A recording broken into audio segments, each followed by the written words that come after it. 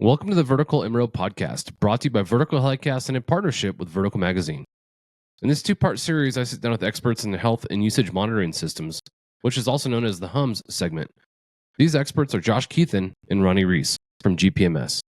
In this two-part series, we'll explore how HUMS technology is revolutionizing the maintenance industry and is improving helicopter flight safety. This conversation was recorded shortly after Verticon, kicking off with a discussion on the value of attending industry conferences.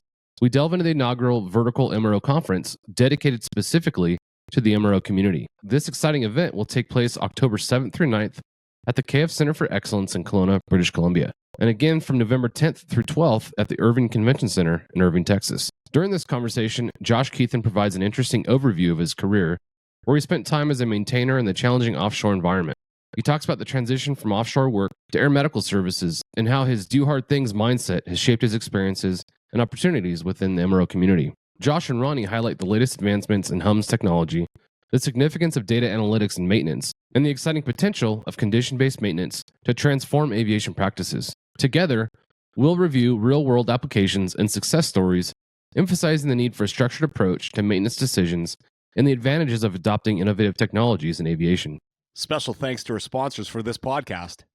Safe Structure Designs. And Airbus.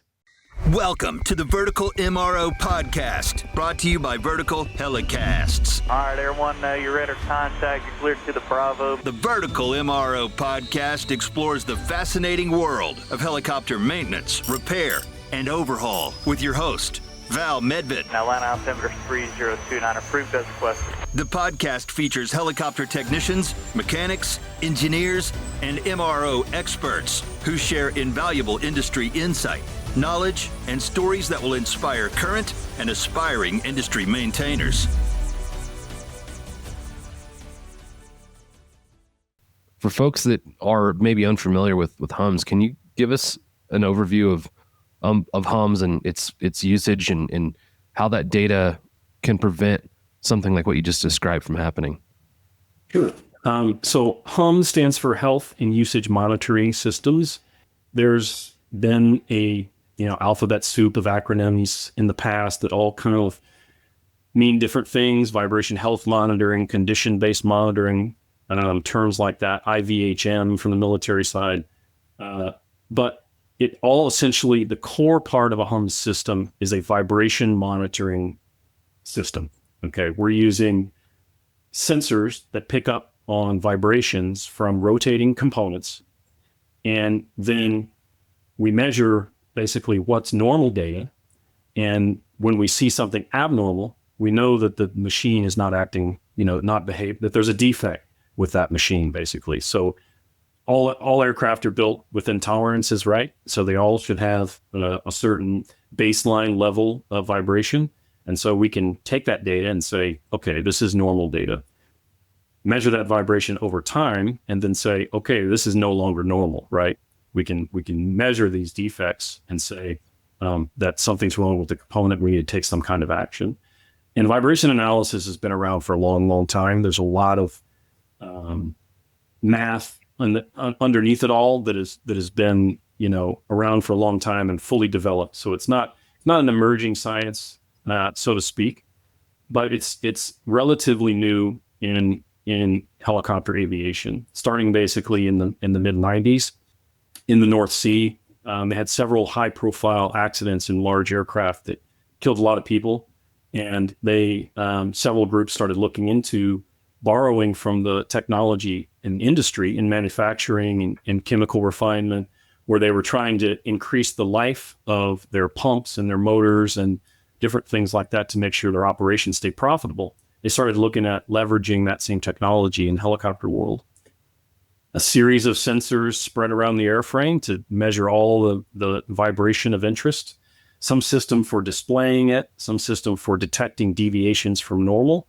So typically it's a statistical analysis of the historical data to say, like I said, this is normal, this is abnormal. And then some training and some tools to basically say when to take action, right? Ultimately, you can be monitoring all that data, but if you don't have some kind of indicator to say, okay, this is no longer good, now we need to do something. And that's kind of the core of what HUMS is. And what you described in the, talking about the engine explosion you described, you said that they had received PDF reports with all this data that kind of would have identified what you're describing. You think about back in that time, it probably did take somebody sitting down, reviewing that data analytically to look for an anomaly like you described.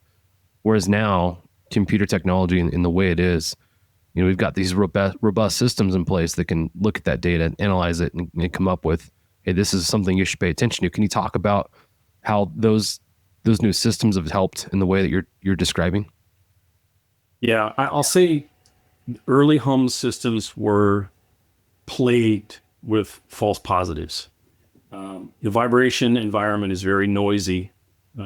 Obviously, there's a lot of things turning, a lot of things happening in a helicopter. It's basically trying to tear itself apart at all times. So figuring out the right balance of early detection while not picking up things that are erroneous, it took some time for the industry to figure out. And the problem with that is, if you're an operator and you see that 10 times that the thing has been wrong about it being a problem, it doesn't take long before you stop trusting what you're seeing, right? Mm-hmm. And so a lot of operators, including this one, kind of lost trust in what the data could do, and therefore basically wasn't using it anymore. The new tools out there, a lot of what used to have to be done by a trained analysis technician, someone that's been trained in how to review data, how to analyze trends, how to spot specific types of vibration phenomena in the data. There's algorithms out there that can do it on its own now, right? And so we're leveraging the power of, obviously, computers and cloud-based systems to make this a lot less difficult for operators to implement. You don't have to have nearly the depth of knowledge that you used to get valuable information out of a system. Yeah, this again, go back to technology. This is one of the things that I love. A solution being provided by this different form of technology. Ronnie, we had you on the podcast a while back on kind of that topic. Can you talk about? Well, I realize we actually haven't talked a whole lot about you. There's folks that have heard you on the podcast in the past, but can you give us a thumbnail of who you are and how you wound up at GPMS? And I'm really interested to hear how the HUMS industry kind of intrigued you and brought you over to do what you're doing now. Sure. I mean, my passion from aviation was growing since the day I was born. My dad was in the U.S. Navy and flew all kinds of different aircraft, fixed wing, so not as sexy as the rotor turny whirlybird type things. But grew up loving the smell of jet fuel in the morning. It's my coffee still if I have a choice. And so grew up through there. Thought I was going to be a computer programmer when I grew up. Did that a couple of years out of college, but I just missed my aviation, heritage, and had an entry-level position at Bell open up for some contracts. And between my technical expertise on the computer side and obviously business background, got my start there. And over nearly the next 20 years at Bell, really always in the new business space between contracts, acquisition management, logistics support, and marketing. It was always around how can we sell more, support better, do more for our customers. And that was something that drove me every day. And I think it was in 2018, 2019 when I was helping to develop the, at that point in time, Heli Expo booth setup. Working with Aeronautical Accessories, the team over there in Bell Piney Flats, who was talking about the new Bell 407 HUMS system that was being first certified. And at that point in time, just like everybody else, I'd heard the term HUMS. I knew it stood for something that would help my helicopter maintain itself better, theoretically. But all that I knew about that is you need a specially trained scientist who spent 2 weeks at a training looking in a dark room at computers, statistical models that only 3 people in the world could understand at that point in time. And realized it was too heavy, it was too expensive, it was too hard to use. And okay, now it's here on the Bell 407.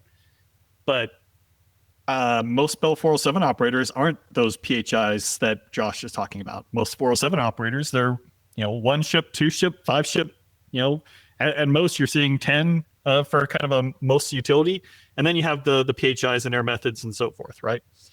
How is something like this supposed to be dedicated to an operator who is just trying to pay the bills every day, right? I can't have somebody sitting there for days at a time just doing nothing but that as their only work. It's not economically or feasibly possible. And so I was like, okay, well, let's talk about how we show this to people. And my good friend Brett Finney over there at Bell Piney Flats, he showed me the dashboard of the GPMS system, or Force Dynamics. And I was instantly blown away just about how easy it was to use. I could look at every gear, shaft, and bearing and have a quick and easy understanding about, is this healthy or is it not? I could take a look at the other parts, which, Josh described HUMS as health and usage monitoring system, which has traditionally been just vibration monitoring. But HUMS is really now a system of systems. It had all my flight data monitoring, so I could track how healthy I was flying. I had engine monitoring, so I could track how healthy my engine was performing. I had the vibration monitoring, so I could see all my components and how healthy were. But I also saw rotor track and balance being done after every single flight. And for those of you who work at 407s, you know how tricky those aircraft can be to do that, where a track and balance is not typically a one move and go home at the end of the day. It can be several moves, several days. Josh, how many moves was your most moves you've ever done from a track and balance? 25 flights on a 407. Yeah. I can relate to that. I remember being on the ramp, middle of summer, burning hot. You start the aircraft and you sometimes don't even get it running long enough to be able to kick on the AC. And it's just, the mechanics are laughing at me because they're like, oh, AC, real nice. But, it's tough. So I think anytime you can make that more efficient, that's huge. Yeah. And so then I saw, what's the price? What's the weight? And it's that easy to use. I was pretty instantly sold about, wow, this is really the game-changing technology that has been 20 years in the making. On top of that, the cloud-based technology where it's uploading everything after every single flight. No more SD cards or PCMI cards, no more manual downloads, no more nothing. Everything is automated and easy to use. And combine all those together, I was sold instantly. And so, I loved working at Bell, still love working with Bell partners, but now here in GPMS, I get to work with all kinds of other OEMs, Airbus and MD and Columbia and, various different partners I never got to work with before at Bell. So I really, what I do here is as a vice president of marketing, I get to help tell the story. But the best way to tell a story is to show actual results. And that's what I'm most proud of what we're doing here at GPMS is actually showing results for our customers. Any success stories come to mind of a customer, obviously without talking about who they are, but, a situation where it either avoided some sort of catastrophic incident or just saved them a huge amount of money when it comes to predictive maintenance. Safe Structure Designs offers creative, customizable ergonomic safety solutions with over 20 years of experience. Their custom design process is free, ensuring safety and efficiency. Let them create your ideal solution. Visit www.safe-2.com. That's www.safe-2.com for more information. Yeah, I'll just add that to Ronnie's last comment that as a maintainer, when we talked about STCs, when we talked about things getting added to aircraft, it always seemed, to me, it was like, oh, that's another thing I have to maintain. It's another thing that the pilot gets to benefit from, but I get nothing out of, right? It's just going to make my job harder. What sold me on the idea of this thing was that it's actually something that made my job easier, right? Reduce the amount of time I have to spend troubleshooting the aircraft, reduce the amount of time I have to spend tuning the rotor systems, something that actually benefited the health of the aircraft and made it easier to maintain over time. And that's what sold me. I lost my train of thought. Where are we going from that? Talking about a success story or something that was avoided. Yeah. So I'm sorry to say, right? But us maintainers, we make mistakes. And, there's some safety nets in place operationally to help catch that stuff. Operational check flights are one of those things that are required in most operations. But there's some things that can happen, even on the ground before the aircraft goes and flies, that we want to catch, right? The most common thing we run into is misindexing of shafts. You take a shaft apart, put it back together, and either because there's no existing maintenance practice that guides you there, or possibly because we didn't follow the procedures correctly, we could put the shaft back together incorrectly, and we could pick that up through the vibration. But one notable one that I can recall is where a relatively new maintainer wanted to kind of go the extra mile and saw some deterioration of paint on the tail rotor blade. So while they had the tail rotor off for greasing the splines and doing regular maintenance, he decided to paint the blade. So he took it under his own decision to prep the blade, paint it, got it all pretty, looks beautiful, put it back on the aircraft, and didn't think about the fact of how much weight he added to that one paddle. So our system detected a 4-IP vibration on the tail rotor during the next ground run, which, if for those people that don't know, that is a huge number. Anything above 1 IP is certainly destructive to the aircraft's components. So, and that the pilot didn't feel it. A lot of pilots claim they can feel tail rotor vibrations. In my experience, that frequency of vibration is not perceptible to the human body. There's some studies out there that have been done on that. And plus the servo that's in the system, it really prevents the pilot from detecting that vibration. And in this case, he didn't report any anomalies. If this aircraft would have continued operating with that vibration, certainly would have cost them some money in equipment, and hopefully not something worse. But they wouldn't have known about it for another 150 hours or whatever the interval was for the tail rotor balance. Wow. So those are some of the things. Obviously, we've detected engine bearing failures before the chip light. That's one of our biggest return on investments, I think. It takes longer to come to fruition, but it is one of the biggest cost savings is if you can schedule.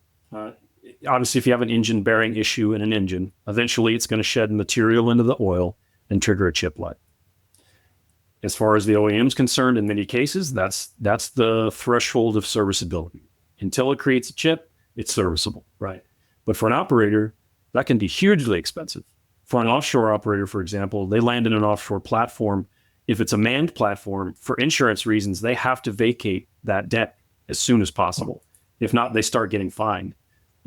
So in most cases, they have to bring out a boat, a jack boat, pick up the aircraft off the platform, put it on a boat, potentially float it back to the beach. If not, do the maintenance offshore. Hundreds of thousands of dollars easily add up from chip lights, right? If you're an aeromedical operator and you're carrying a critical patient, you have a chip light, you got to land in the middle of the field. You got to land in the middle of a road. And then now the critical patient's going to take, 3 times as long to get to the hospital, and you've lost all that revenue. So chip lights aren't good enough, or at least a chip light is an opportunity for a HUMS system to provide some efficiencies for an operator. So what we do is we detect that problem, that same defect on that bearing earlier in its development, right? All mechanical defects happen the same way. They start out small, they increase steadily and slowly over time before they start developing exponentially, right? So we're just detecting that defect sooner in its development and giving the operator time to plan. So we've caught several bearing issues in engines that would have eventually led to a chip light, and operators have taken early action and prevented that cost from happening to them. I think there's a lot of operators that are operating what they'd consider legacy aircraft and like, oh, well, it didn't come outfitted with this technology, so that therefore I can never have access to it. Can you talk about how the technology has changed to where that is possible now? Yeah, well, I mean, for a long time there wasn't any choice for aftermarket HUMS products. The only systems manufactured were done by the manufacturer specifically for their model aircraft. And if you had a legacy platform, it wasn't available to you. But in recent years, there's more options out there. There's more companies developing aftermarket HUMS systems, and a company like ours, where we're focused on service more than selling you a black box that gets installed. We're selling you the ongoing support, the ongoing analysis, the ongoing tools to provide value to your operation. And because of that, we're forced to, not just forced to, but our business model is one where we want to get you into the technology as easily. We want to remove all those impediments, right? We want to make it easy to install, because if it's not installed and not operating, we're not making money. We want to make it reliable. We want to make it reduce those false positives. So the impetus is that we want to get you flying with the technology so that you can get that value, and so that we have a recurring revenue that we can rely on to keep improving the product and keep expanding the technology out to the rest of the world. Obviously, making it easier to install. We're constantly looking for ways. It's never easy enough. Any downtime on an aircraft is unacceptable, but we use strategies to try and take advantage of existing maintenance windows. So hopefully you don't have to incur any additional downtime. But we're continuing to do things better. There's some discussions internally right now on how we might be able to modularize the system to make it the ability for it to install in sections instead of all at once. But we're constantly looking for ways to improve that. Going back on the legacy part there, Jon, defined legacy helicopters, right? When we think about what a legacy helicopter is, the first 407s came out in the late 90s, which doesn't really seem that far away, but also it's a long time, right? Exactly. But what you're starting to see, and we'll discuss this during that Making the Business Case for HUMS discussion at the Vertical MRO conference, is that you're starting to see a lot more contract requirements for having a health and usage monitoring system required, even if it is a helicopter made from the late 90s or early 2000s, where, again, as Josh was saying, there weren't any systems available at that point in time. The driving force for most of these contracts, obviously, is safety, right? Everybody wants to fly safer. But beyond that, as you're seeing with different contracts like the U.S. MATOC contract, which is a U.S. Forestry Service contract, not only do they want to make sure that you're flying a modern and safer helicopter, but they also need to know that when that fire is happening, as we just saw in in Los Angeles, which you're too familiar with, Jon, right? Yeah. That those helicopters have to be ready to go. And that chip light that Josh is talking about, where are you going to land when there's a chip light in the middle of a forest fire, right? Yeah. How am I going to help put these fires out in the middle of a forest fire if I'm down for maintenance? And that's part of the predictability that HUMS gives you. It allows you to basically look at what's going on with your aircraft and help schedule unscheduled maintenance, where it's less costly, less time, and a lot easier to use. And beyond that, you're also seeing these quote unquote legacy helicopters. OEMs obviously are mostly focused on the new helicopters, right? The support. Our system has been certified now for UH-60 Alphas, AS-332s. I mean, big helicopters, but most of those either didn't have HUMS systems, or those HUMS systems were obsolete and removed many, many years ago. And there's supply chain issues, right? Those OEMs obviously want to support the newer aircraft, and they are. But how are you going to make sure you have those parts when you need them?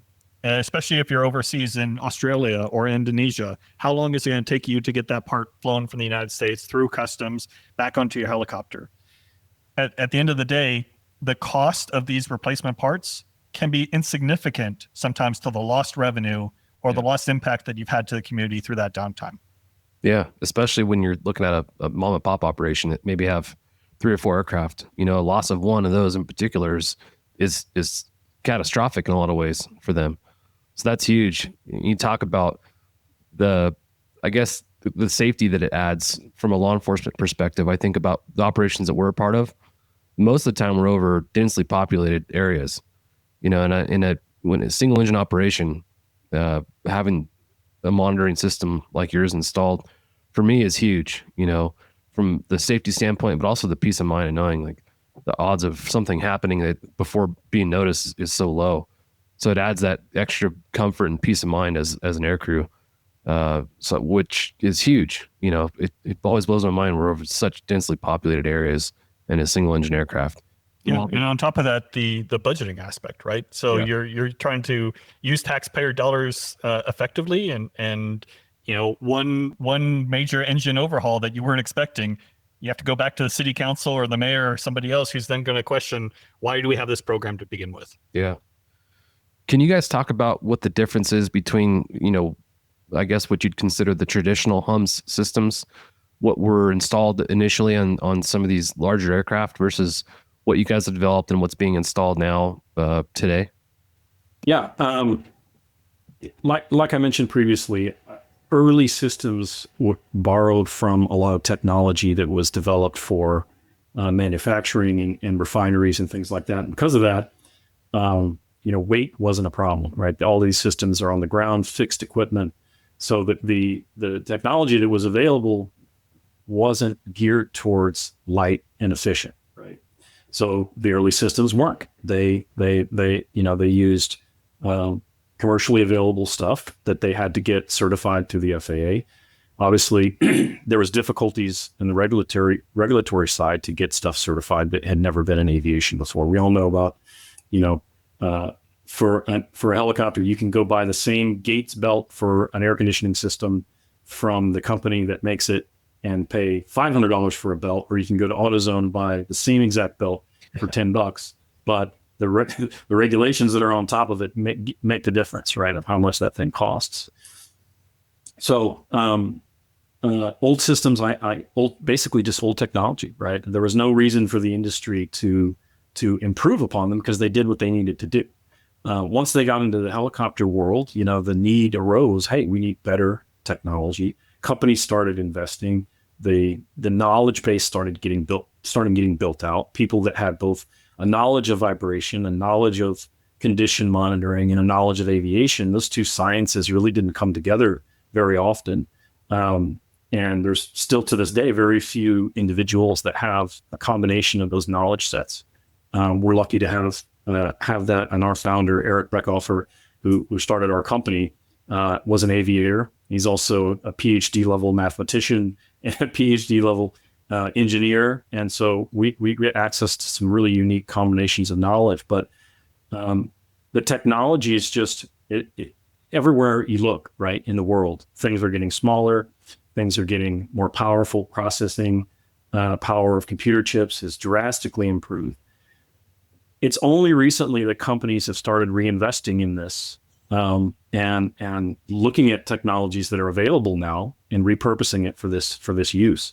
For a long time, nobody saw the opportunity to do better, and thankfully, our company was one of them. We using higher power computer chips, using MIMS accelerometer technology instead of the old piezoelectric style accelerometers like mechanics are used to using with, you know, carry-on rotor track and balance systems, which means we can make the sensors smaller, which means we can give the sensors the power to do their own analog to digital conversion, their own condition indicator, do their own math, basically become their own little computer, and things like that. So we're just looking at technologies that are available in other parts of in other industries and re-engineering them and rebuilding them for use in helicopters.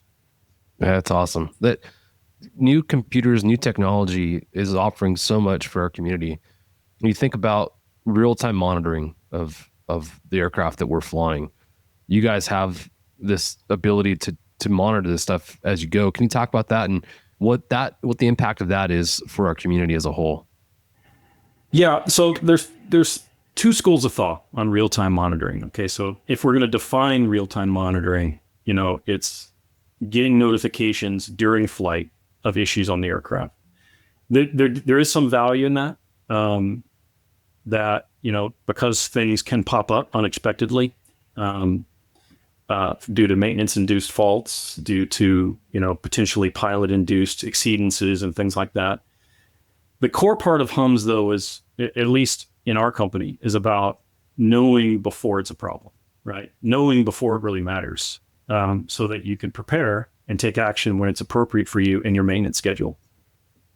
So in that way, the data that you had at the end of the day, has all the information you need to make a decision about tomorrow. And it should be potentially for weeks and months in advance. But there is more and more interest in real-time monitoring for those reasons I mentioned. And a lot of companies are implementing tools to do that, offloading data through cellular connections, through satellite connections, and more and more companies are creating communication. Aircraft communication is becoming bigger and bigger, and so those kind of companies can work together and leverage those systems to create this real-time monitoring that can benefit the industry. I think by basically just early warnings when there's issues that come up in flight, although rare, when they do happen, everyone that's interested will be notified and can prepare to take action when the aircraft returns to base. Yeah, I think about in law enforcement in particular, we're used to sending information one way. We're used to sending it out versus receiving it. And the way technology is advancing, a lot of agencies are able to have bidirectional flow of information.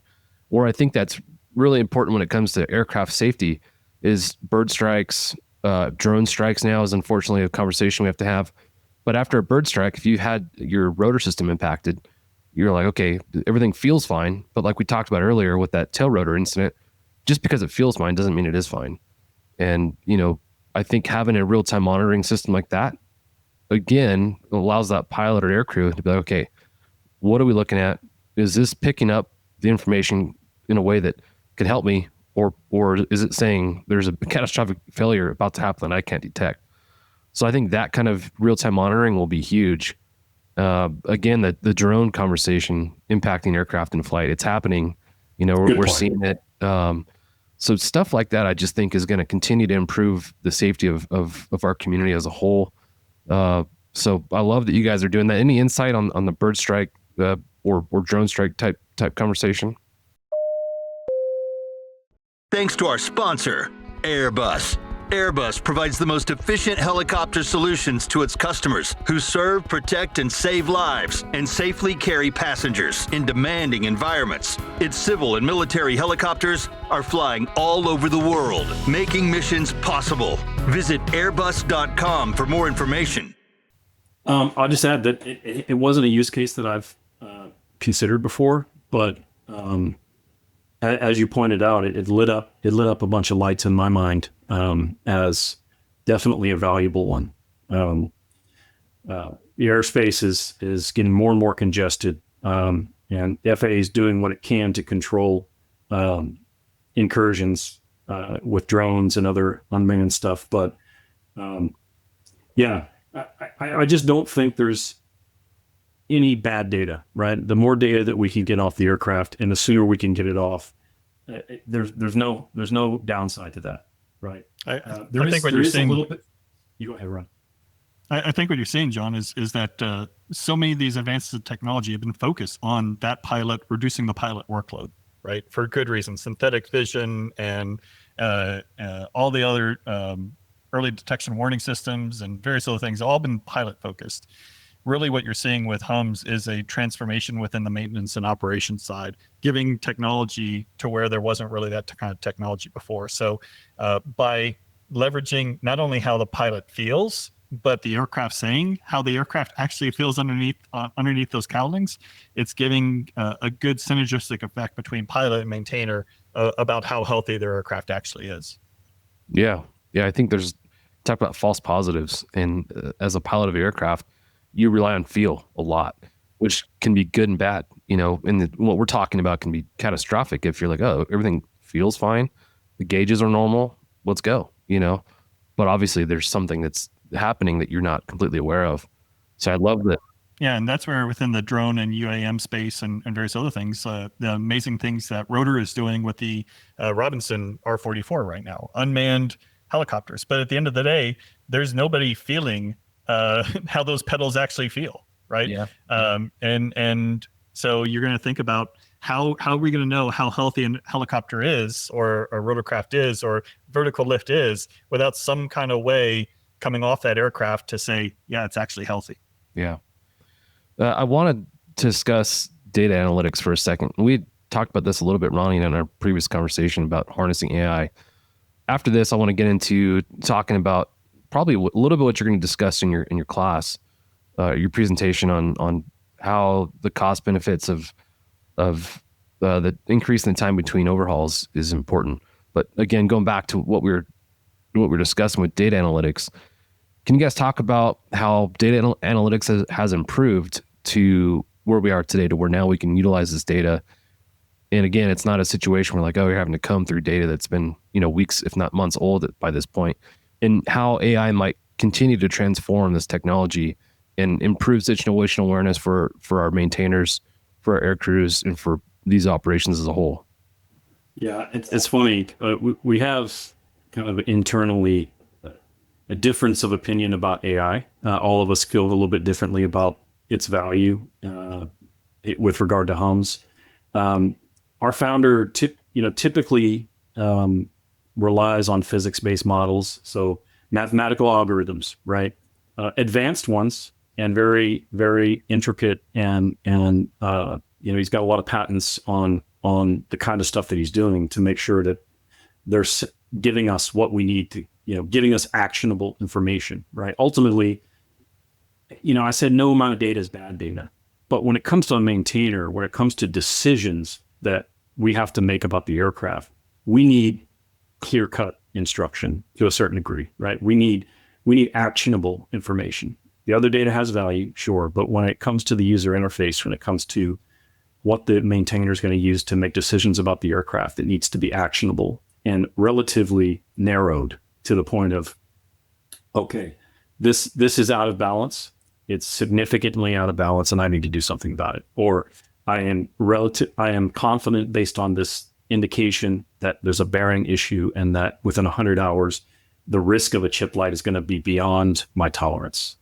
But what I see personally as a potential value area for AI is just the amount of data that's being generated. I mean, one of our longest flying aircraft has over 50,000 individual rotor track imbalance acquisitions total in all the regimes. All of the data points from all these bearings and all these gears and all these shafts just going into a database. If there's anyone that's going to figure out how to extract value from that, it's going to be an AI tool of some kind that company, goes in and says statistically, learn something about this aircraft, learn something about all of these aircraft, and give me something useful. Or being able to ask complicated, questions to a data set without, a team of engineers. I see there's potential there. Eventually this data somebody's going to figure out how to tap into the value of just the data itself. And I think an AI tool is going to be critical to doing that. Yeah, I feel like this day and age, we're learning how to deal with large data sets faster than we ever have before. I think in the next 10 years, we're going to, not just in aviation, but in every segment of our life, we're going to look at these large data sets and be like, I had no idea that we could use that information for this thing. So I'm really excited what that means for our community as a whole, because I think there's a lot of implications, a lot of positive implications. And Ronnie, I'm excited to hear your answer, because I have a feeling that I know your position on this. What are your thoughts? I think what AI is bringing to the table is just making it easier for operators to look at what they're going to do with the data, like how it's putting everything together, and simplifying what they're looking at. I think at the end of the day, that's a critical part of the process. But I think the other part is, as Josh just did a training of this at Verticon, and what he experienced as he talked about the offshore experience out there in Africa, is that all the AI in the world won't help you if you don't look at the data and put it into some kind of operational practice. Mm-hmm. And I think that's what we're helping our own operators with today, is you have all this data. It's been simplified to where you should be able to understand it, but nothing has been really written about it in the OEM procedures about is something actually bad or not, right? And where do you throw this into your risk management process? And so while AI can give you where this is going and a nice, prettier line to do it and where it goes, at the end of the day, you as an operator have to make decisions about what to do with that data. And AI isn't going to make that decision for you. Josh, you want to talk about kind of how this flows into the operational procedures? Well, yeah, I mean, we all understand the need for a maintenance program, right? If it's not written, and we all know this as maintainers, if it's not written down, it doesn't exist. It didn't happen. So everything has to have a process because it has to be auditable, right? Somebody has to come in and say, show me, right? This is your process, show me. And for those same reasons, you need to have a demonstrable written program to say what actions you're going to take. The problem is, in the same ways that safety decisions can be somewhat subjective, can be somewhat squishy on what actions do I take in this particular situation. It leads to a risk management conversation. Right? And so if you're familiar with safety management systems, the point is to add structure to an otherwise subjective process of analyzing, am I okay with proceeding this task despite these risks, right? What's the cost? What's the risk? How much is this going to affect my operation? If I don't fix it, how much is going to affect my operation if I do fix it? So because we are not the OEM, because we are not the regulator, we can't tell an operator what's serviceable or unserviceable, or what's airworthy or what's unairworthy. So we operate in this space that's between when something's okay and when something's not. And the proper way to handle that is through risk management, right? You're essentially mitigating risks with HUMS data. And it may not always be a risk to safety. It can have economic risk to your operation. It could have reputational risk. If your operation is constantly missing flights and constantly letting their customers down, that has a cost. It's not a direct cost, but it's still quantifiable in the long term. So the process that we're imagining is best is one that kind of borrows from that SMS world, an operational matrix that says, when certain levels of risk are achieved, then I will take this action. When certain levels of risk are achieved here, I'll take that action. And have it in a document, in a manual that basically says, okay, new guy, here's our HUMS manual. These are the things you will do, right? As an operation, as an operator, if you're a 3-man operation, you can say, this is what we're going to do. But if you're a big operator, you have to rely on others to carry out your mission. And they can't all be of the same mind as you, right? So they have to have the process to follow. And so that's where our head's at around these HUMS decisions. They fall into a space that's really between the black and white. And traditionally, maintainers don't do well there, but we're trying to change that. We're trying to change the way they're thinking about these things. And because if they don't make those decisions, what happens is what we see, right? That things do fail when you don't expect them to. Maintenance pops up. I mean, one of the biggest costs of any operator is unscheduled maintenance. And not just for the cost of fixing things, but moving materials, moving manpower, moving equipment, downtime, unexpected operational interruptions, all those things that add up. So using the data has a benefit. We just got to help operators materialize this, a thought process around how to make those decisions work in a structured way. Yeah, that's the side of this conversation that I love. It's what is happening now. How are we addressing problems that we're dealing with now, and how are we going to address these problems going forward? So it's really cool to hear you guys' vision for how this is going to continue to improve and benefit our community as a whole. The last piece I'd like to talk about is TBOs, and you talk about costly maintenance and whatnot. Can you talk about the benefits of this system as it relates to TBOs? The Vertical MRO Podcast is powered by Vertical Magazine, the rotorcraft industry's #1 trusted multimedia resource. Visit Vertical Mag Media on YouTube to gain access to exclusive videos, featuring operators in the field and more unique content from the pages of Vertical. Subscribe today to stay informed and inspired. Well, that's the golden egg or golden goose. There's billions and billions of dollars left on the table in overhauls that are done when nothing's wrong with the engine, nothing's wrong with the gearbox, but due to the safety factor, you got to take it out of service, you got to disassemble it, you got to put it back together.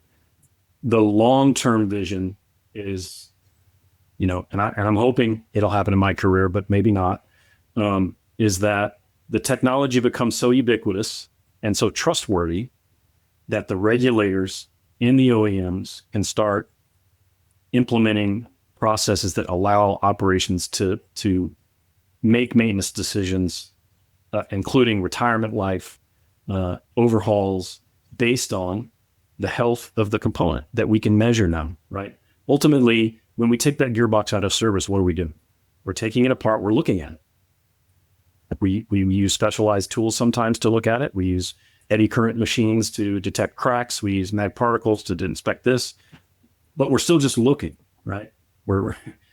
We've got this new technology that can look inside that component without taking it off the aircraft, right?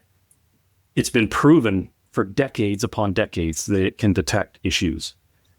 We as an industry need to build up the trust and build up the infrastructure to make sure that those decisions get made at the right times and that all of the information comes together the way we need it to create a regulatory environment that's conducive to doing that. Ultimately, in the US right now, the only way for an aircraft to get that kind of, to make that happen is through type certification.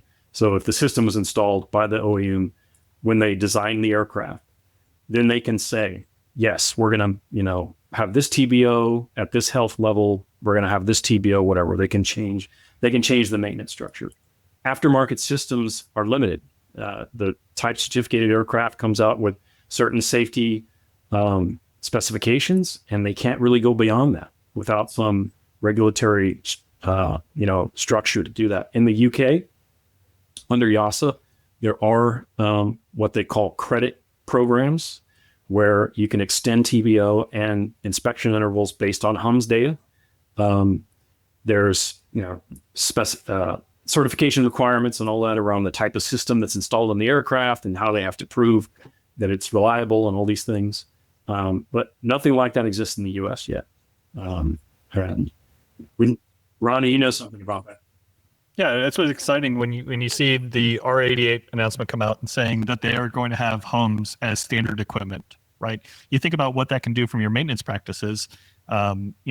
Obviously condition-based monitoring is a goal, but with the latest advancements and a newer designed aircraft going through the MSG3 process, right? There's a statistic out there that 30% of all fatal accidents caused by maintenance happen within the first 10 hours after a maintenance event has happened. As Josh said, when you want to inspect a component, what are you doing? Taking it all apart and hoping you put it together exactly how you had it. It was healthy when you took it out. Is it still healthy when you put it back in? And so if you can take a look at the HUMS data and say, from a vibration standpoint, this component is operating healthy, I sign off on that vibration check or whatever else it is, I'm good to go because my aircraft is saying it's healthy. And I'm not causing potential other accidents or maintenance failures to happen. And honestly, when you take a look at most of the things that we've found so far through our HUMS system on negative components, most of them happened after a maintenance event, a 300-hour inspection, an engine change because the new engine that they got was bad. Josh talked about the tail rotor, right? Something happened. It was healthy when you went into maintenance. It wasn't healthy coming out. And so by using this, you're causing less access or less potential for negative incidents to happen to the aircraft.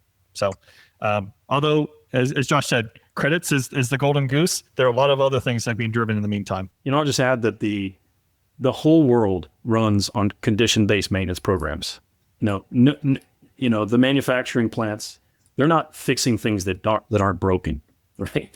It costs too much money, right? And we talk about this industry is struggling every operator, it seems, is struggling. I mean, all of the major operators have gone through bankruptcies.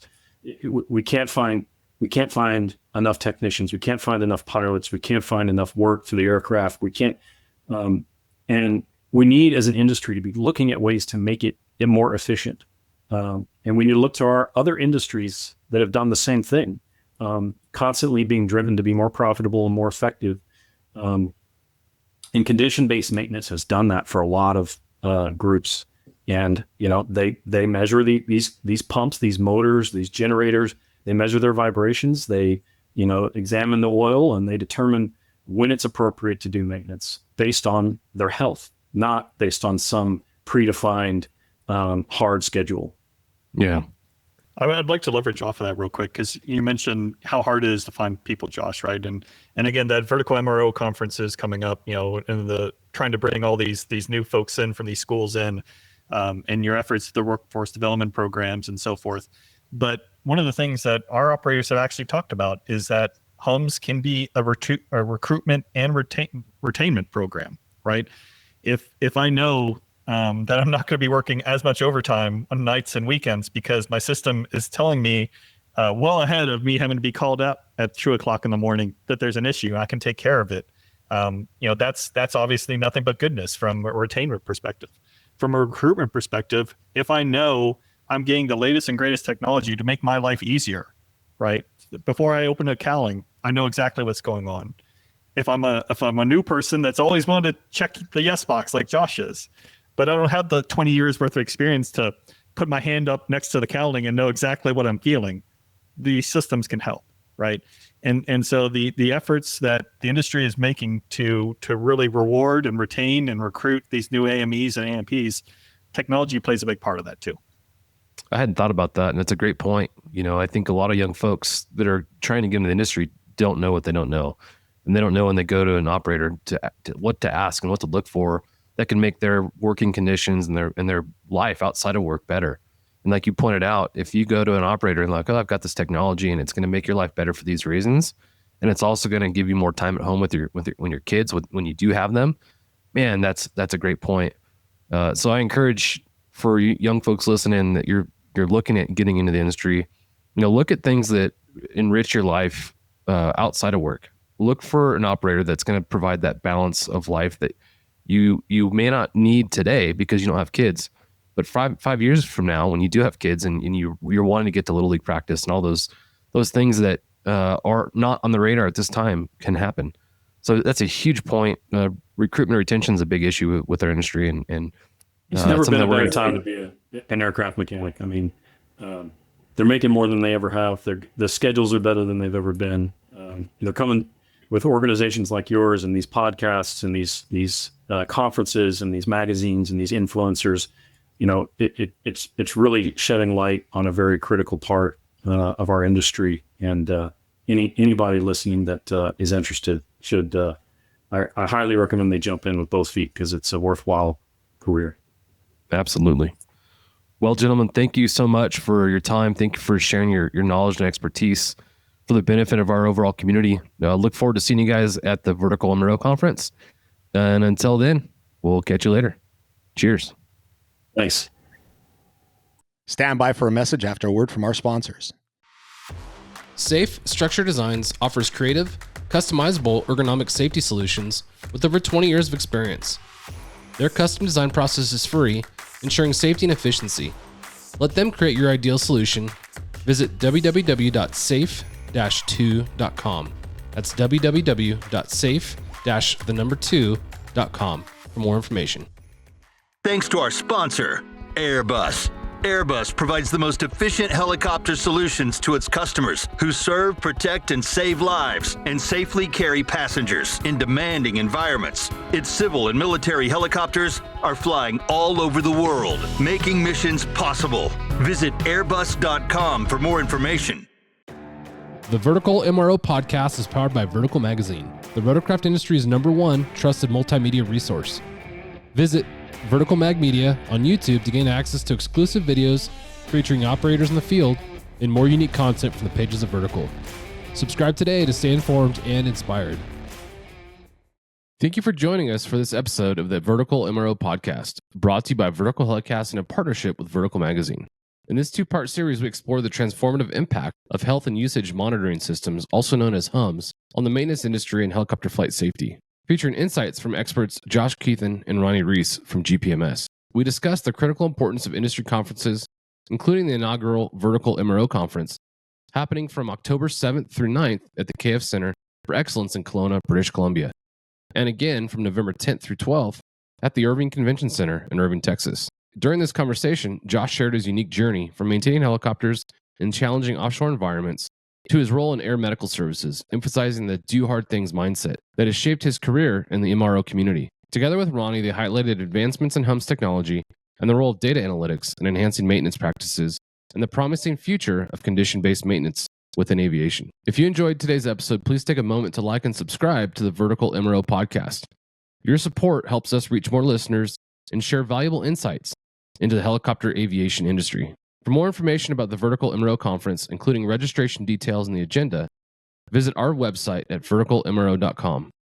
Don't miss this opportunity to connect, learn, and grow within the MRO community. We hope this discussion has inspired you to consider how innovative technologies can optimize operations and improve safety in our industry. Join us next time as we continue to explore the dynamic world of helicopter maintenance. Cheers.